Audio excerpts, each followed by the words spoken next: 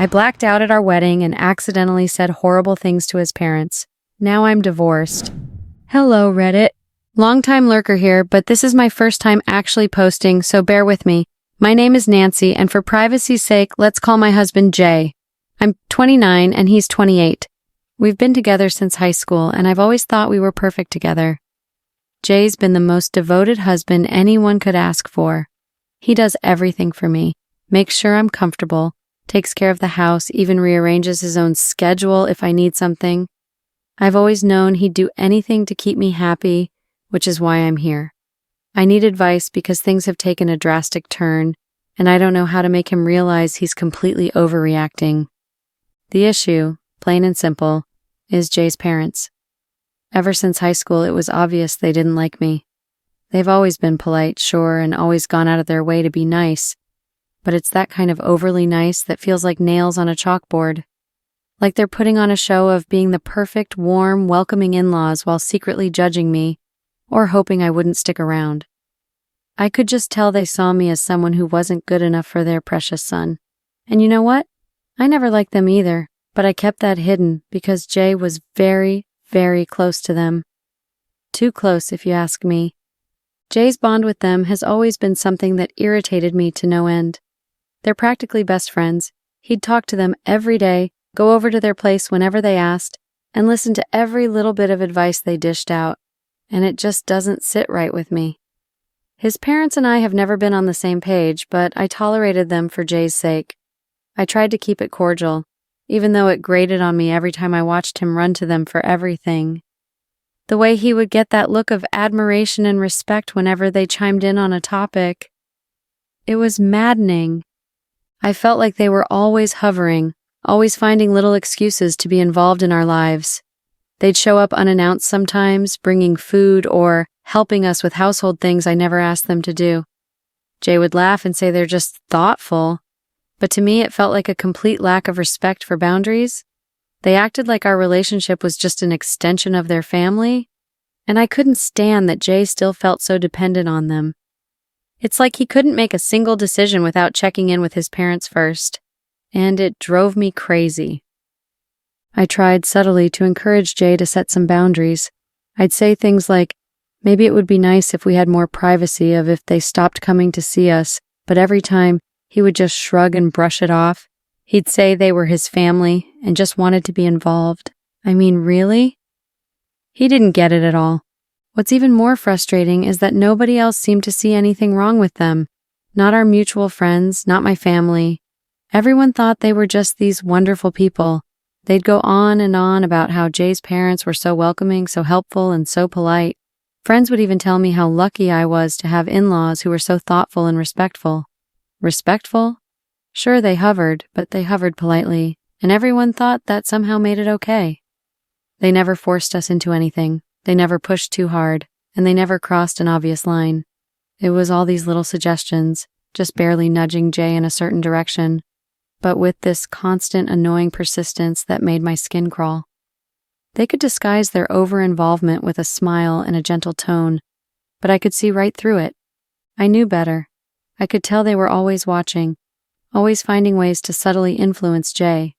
They'd offer advice, act helpful, and just be there, hovering at the edges of our life, waiting for any moment they could swoop in and make their mark. They were just too nice, that kind of excessive niceness that makes you question if it's even real. They'd ask how I was doing, offer to help around the house, bring us food, offer to take care of things we didn't need help with. It was all these small gestures that looked harmless from the outside, but felt to me like they were pushing their way into our relationship, always reminding us that they were still there. I really, really hated it. I couldn't stand the way they made Jay feel like he needed them, like he couldn't be independent, couldn't grow up. And the worst part? Everyone else bought into it. They were so careful, so deliberate, and they hid it all behind a veneer of being thoughtful. Even my own family fell for it. They'd talk about how his parents were such good people and how lucky I was. But it didn't feel like luck to me. It felt like a slow, constant drip of them undermining my place in our relationship, all while wearing that perfect, polite mask. It was infuriating. It felt like I was the only one who could see that they were holding him back, keeping him tied to them so tightly that he couldn't fully commit to us. And it just made me resent them more. Everyone else thought they were wonderful, but I knew better, and I hated them for it. My friends even went so far as to say they wished they had in-laws like mine. They'd tell me how lucky I was, how they'd trade places with me in a heartbeat just to have a mother-in-law who was kind, supportive, and genuinely excited for our wedding. And maybe, on the outside, that was what Jay's mom looked like. This warm, generous woman who just wanted the best for us. But to me, it felt like she was encroaching on my space, finding ways to push herself into every detail no matter how small. It was suffocating. So when Jay and I finally decided to get married, it wasn't exactly the dream I'd had in mind. Sure, we talked about it for years, but we hadn't been able to afford it, and truthfully, the timing never felt right. The only reason we could even plan the wedding this year was because his parents offered to pay for a big chunk of it, provided we could save up a certain amount ourselves. His parents were the kind of wealthy that came with that annoying habit of swooping in to help all the time. Whenever there was a big expense or a tough situation, they'd be right there, ready to throw money at it or offer their support, even when it wasn't really necessary. That's how it's always been with them. Jay was their only child, so it's like they couldn't help themselves. They acted like every part of his life, our life, was their business too, as if they had to personally oversee everything that happened to him. They wanted to be part of the wedding as much as we did, if not more, and since they had the means to make it happen, they saw it as their responsibility to step in. We needed the help, so, of course, we agreed. The planning process started, and with it, the suffocating involvement of Jay's mom. From the start, it was all about how she could help. Jay was thrilled, of course. He insisted on including his mom in nearly every part of the planning, acting like it was the most natural thing in the world. When he asked me if she could come dress shopping with me, I felt an immediate surge of irritation. I wanted that moment to be mine, to find my dress on my terms, without someone looking over my shoulder, subtly influencing my choices. But Jay thought it was sweet, and his mom was thrilled, so I reluctantly agreed. When she joined me at the bridal shop, I could barely hide my irritation. She was so excited, acting like this was her moment too, offering all these gentle suggestions on what would look good, which dresses suited me, and what would look best in the photos. It was a constant stream of input, soft and sweet but persistent. Each suggestion, each opinion felt like another reminder that she was there, always involved, always hovering. The whole experience felt like a performance I was putting on for her, rather than the special moment I had imagined for myself. I hated it. But it wasn't just the dress shopping. It was everything about the wedding. They were everywhere, offering advice on the seating arrangements, suggesting which photographer to book, subtly hinting at which guests we should invite. They even had opinions on the color scheme, for crying out loud. Nothing felt like it was just ours. It was always theirs too, with their soft little nudges, their constant overbearing involvement. And every time I tried to express my frustration, Jay brushed it off. He'd say that they were only trying to help or that they were just excited. He couldn't see how much it was bothering me. Couldn't understand how much I just wanted us to make these decisions for our wedding. Instead, I felt like I was drowning in the endless stream of his parents' so-called help, with Jay happily going along with it all, like this was the most natural thing in the world. It felt less like a wedding for us and more like a wedding for them. In fact, I didn't even want them at the wedding. If it had been up to me, I'd have uninvited them without a second thought. The whole thing would have been better. More hours if they weren't there, hovering over every detail, offering their helpful input, and stealing the spotlight under the guise of generosity. I actually tried to subtly suggest to Jay that maybe it would be best if we had a smaller ceremony, just us and a few close friends, no family. Of course, he thought I was out of my mind.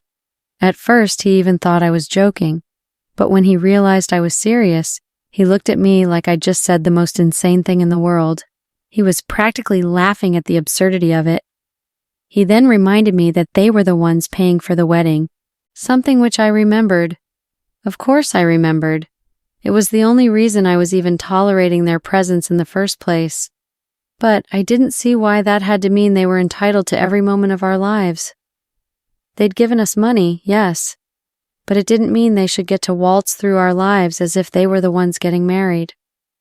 But to Jay, the whole idea of a wedding without his parents was inconceivable. He loved them and wanted them there, wanted them in every part of this day as if they were the stars of the show instead of us. I figured my friends might see things differently. Maybe they'd understand my frustration with how his parents were involved in everything. But when I told our mutual friends, hoping they'd sympathize and maybe even help me convince Jay, they looked at me like I was the one in the wrong. Every single one of them.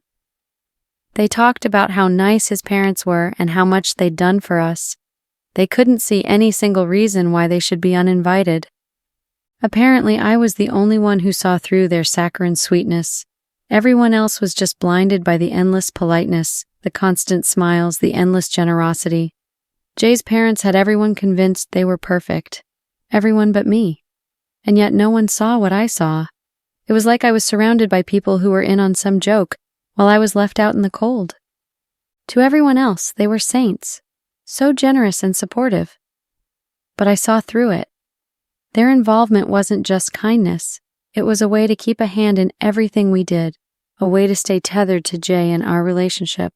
The closer they were to him, the more control they had over our lives, and I hated that he couldn't see it the same way I did. Jay saw their kindness as love, but I saw it as interference, an intrusion into what was supposed to be our life together. But fine. If no one else would see reason, I'd just have to tolerate them. It wasn't like I could actually uninvite them, not with how they'd paid for everything. I'd just have to grin and bear it, even though every fiber of my being wanted nothing more than for them to stay as far away from this wedding as possible.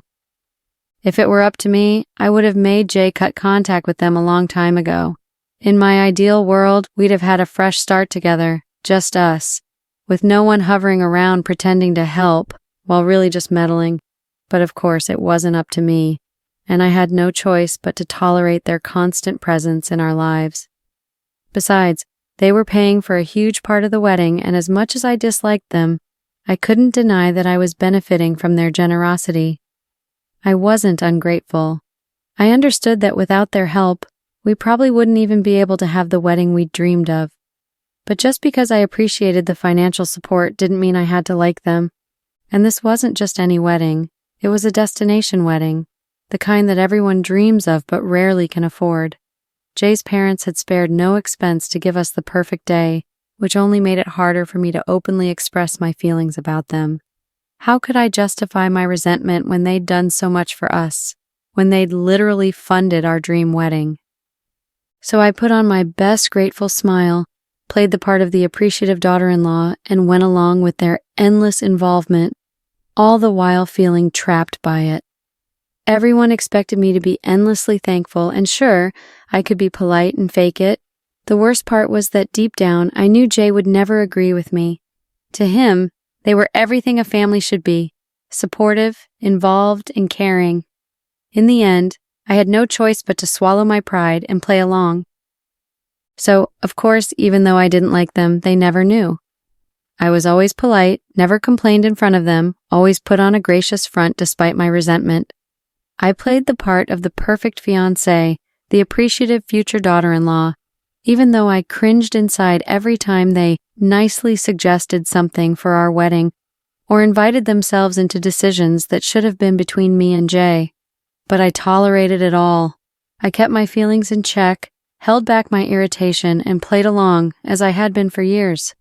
That was until the wedding day. By the time the day itself finally arrived, I was completely exhausted. Weeks of last-minute changes and endless decisions had drained me, and between the nerves, the stress, and just wanting everything to be perfect, I was a total wreck. When the reception rolled around, I finally felt like I could exhale.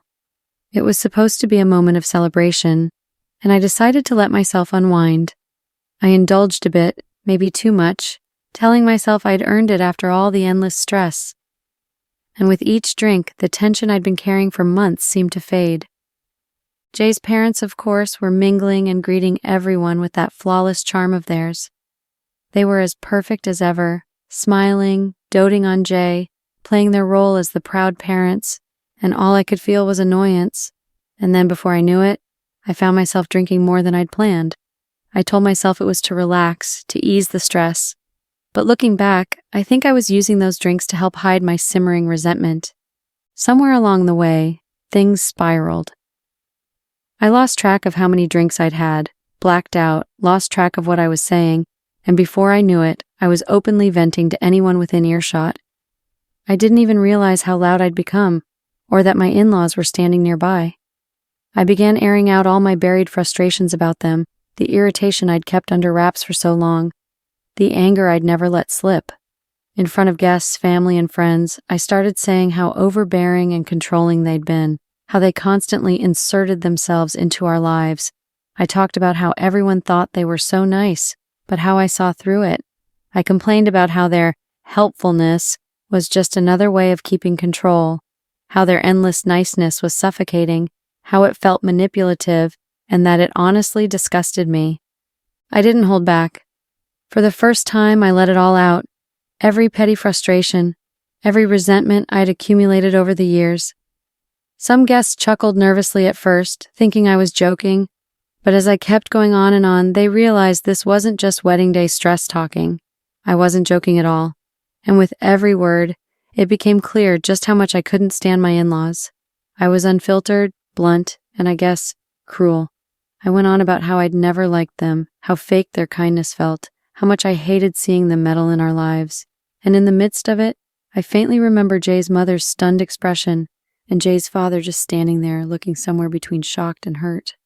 The next morning, I woke up with a pounding headache and fragmented memories of the night before. I felt embarrassed, sure that I'd drunk so much. I vaguely remembered ranting, but I thought maybe it wasn't that bad, that I'd just said a few careless things. It wasn't until I saw Jay, barely able to look me in the eyes, that I started to realize just how wrong I'd been. He was cold, distant. Avoiding my gaze, he looked angry. I tried to brush it off, thinking I could downplay it, but then he confronted me.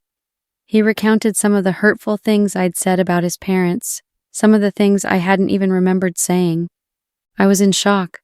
I hadn't fully realized the damage I'd caused, and hearing it from him almost made me faint. I immediately tried to backtrack, to tell him I was sorry, that I'd apologize, that I hadn't meant it. I tried to explain that I just had too much to drink, that it was just drunken rambling and none of it was serious. I promised him I'd make it right, that I'd apologize to his parents, try to make amends somehow to fix what I'd broken, but I could tell he was barely listening. The damage was done. For years I'd kept my resentment buried, thinking it was under control, but it had finally erupted and I couldn't take back. Personally, to be honest, I think he's overreacting. So I said a few hurtful things. Yes, it wasn't my finest moment, but I was drunk. It's not like I set out to ruin everything on purpose. It's not the end of the world. I can't understand why he's treating this like some kind of massive betrayal. If anything, he's making way too big a deal out of it. We've been together since high school, and I don't believe one night of venting changes that. Besides, his parents are ridiculously nice to the point that it's frustrating. They won't even let this faze them. Once I apologize, they'll forgive and move on, acting like nothing happened.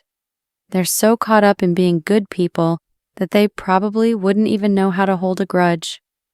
It's like he thinks I did something unforgivable, when in reality, it's all going to blow over soon enough. But Jay doesn't see it that way. He keeps saying he wants a divorce, like this is some deal-breaking issue. I'm honestly stunned by his reaction.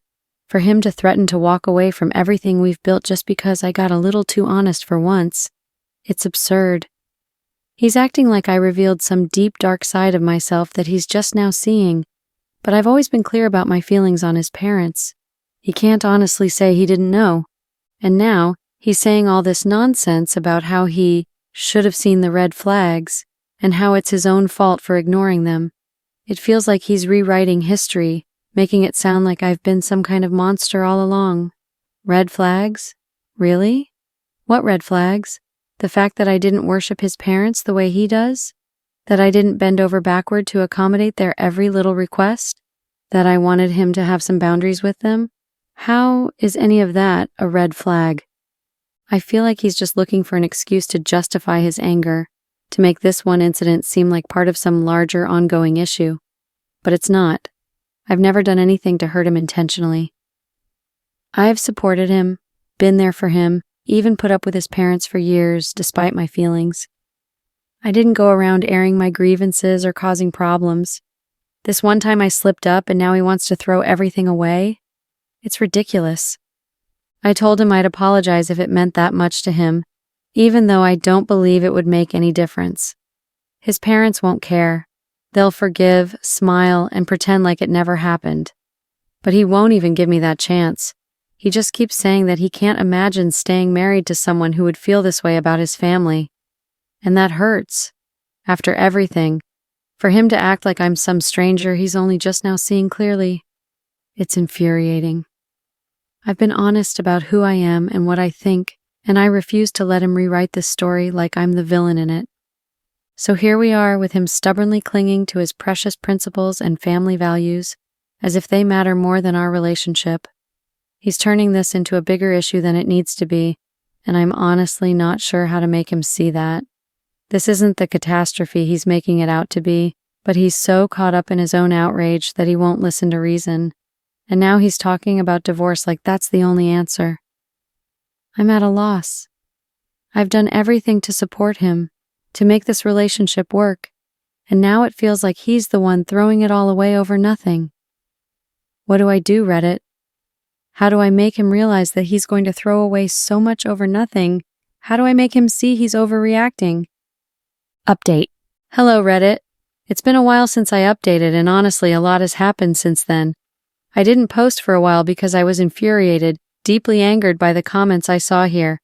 I never expected the post to blow up the way it did, and the sheer number of comments was overwhelming. Even the DMs were ridiculous.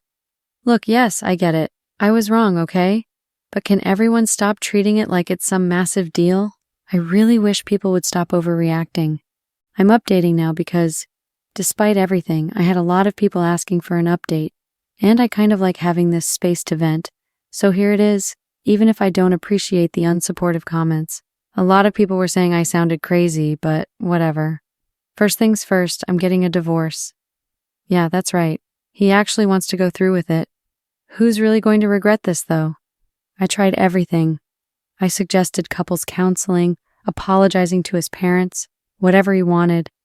But he still wouldn't forgive or forget. It was so infuriating. When I went to apologize to his parents, I honestly thought they would just accept it and move on. I was surprised when they acted genuinely hurt, talking about how my words had hurt them and asking if I'd really thought all those things. Of course, I told them it was just the alcohol talking, that I hadn't meant any of it. But they didn't believe me. They went on about how alcohol might have loosened me up, but it didn't create those feelings, it only brought them out. They said that alcohol made people say things they'd been holding back. It was so annoying, honestly.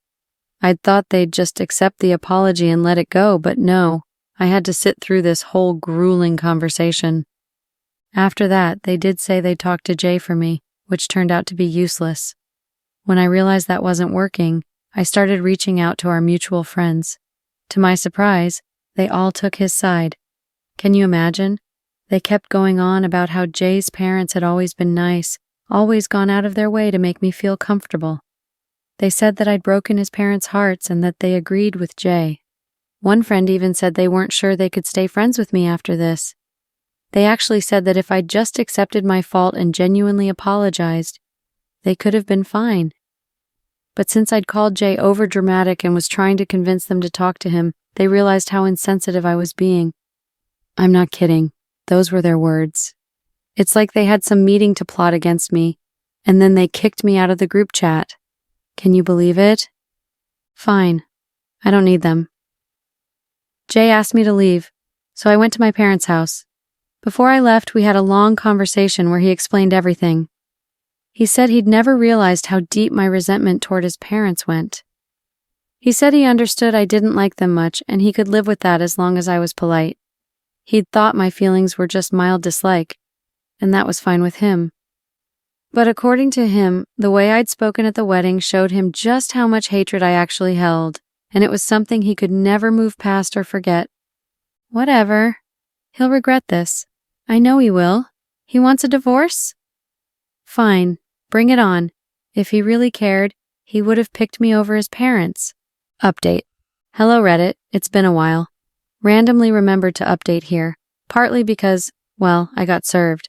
I just needed somewhere to vent, and since I hate the whole idea of journaling, I figured I might as well come back here. Plus, I had gotten a few DMs asking for an update, so here I am. Life has been just existing, really. I don't even know how to describe it. You know how everyone's around when things are good? When you have it all, people want to be your friend, want to hang out with you. And then the moment you start to fall, it's like you're invisible. It's disturbingly eye-opening to see how people vanish when you lose it all. Friends I thought I could count on have basically disappeared. Anyway, the moment I got served, it all felt painfully real. Before that, I'd been avoiding really coming to terms with it. But seeing those papers brought everything crashing down, and I wish I could say I handled it well, that I just signed them calmly and moved on. But that would be a massive lie. This is anonymous, so I might as well be honest here, even if the comments get brutal. I cried. A lot. I felt like I was breaking into pieces, so I went to a bar and drank until I couldn't even remember the night. It got worse, though. At some point that night, I called Jay. I was wasted, so naturally my begging turned into insults. Insults toward him, his parents, everyone who'd ever supported him over me. The whole thing was pathetic, and it's even worse because my phone automatically records calls, so I had to listen to that mess the next day.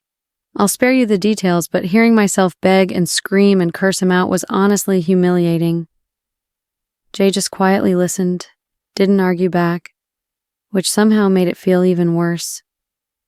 After that night, things fell apart even more. My parents were furious. They'd already been fed up with me, but this was the last straw. They set these insane ground rules, like not being allowed to come home after 10 p.m. and demanding rent. I'm 29 years old. There's no way I was going to agree to something so condescending. When I pushed back, they threw me out. So here I am now, couch surfing, bouncing between friends' places because I don't really have any other options. I'm trying to make the best of it, or at least trying to sound optimistic. Truth is, I feel miserable. My drinking's only gotten worse now that I'm out on my own. Without anyone around to hold me accountable, it's become my go-to way of coping, and I hate that I can't seem to stop myself. I keep thinking back over everything, replaying it all in my mind, and I'm starting to wonder if maybe, just maybe, I was the one who messed everything up. It's a hard pill to swallow.